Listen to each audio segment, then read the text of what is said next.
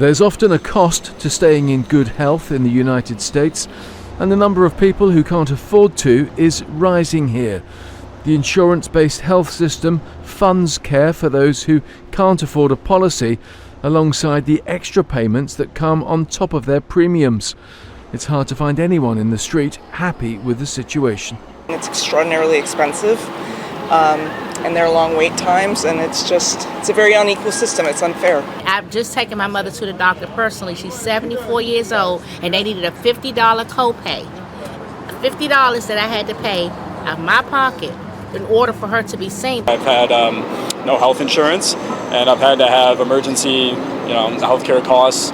Cost me upwards of $5,000-$10,000 fresh out of grad school.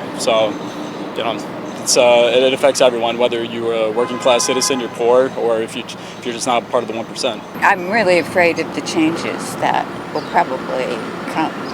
Relief subsidies introduced in the pandemic expired at the end of last year. They'd helped lower-income families pay for health care. Since then, federal data shows enrollment for Obamacare has fallen by more than 1 million people. Analysts say the number could go higher by the end of 2026, marking the first fall since its introduction. It's a great bill. There is something for everyone. The non-partisan Congressional Budget Office estimates the One Big Beautiful Bill Act, passed by the Republicans, will reduce federal Medicaid spending by more than $900 billion over a decade. It's Medicaid that protects the most vulnerable and will now have new requirements to work for some recipients.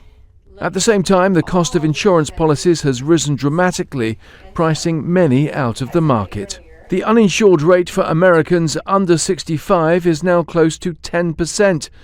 That leaves around 27 million people without health coverage. Republicans have taken $1 trillion out of the healthcare system and ripped healthcare away from 15 million Americans, all to give tax breaks to the billionaires. Healthcare provisions, another key midterm election battleground. They caused premiums to skyrocket, and now they have the audacity to tell Republicans that the only way to save it is to throw hundreds of billions of dollars to health insurance companies, which would merely fuel a system that is rife with fraud, waste, and abuse. Pressures building on politicians, with hospitals warning of a growing financial strain, not just in dealing with the uninsured, but also insurance companies whose payments don't always cover their costs. Less wealthy rural areas in particular are seeing hospital facilities close. Moms now have to travel for labor and delivery. More than 100 shut in the last decade, with researchers saying more than 700 are now at risk across America.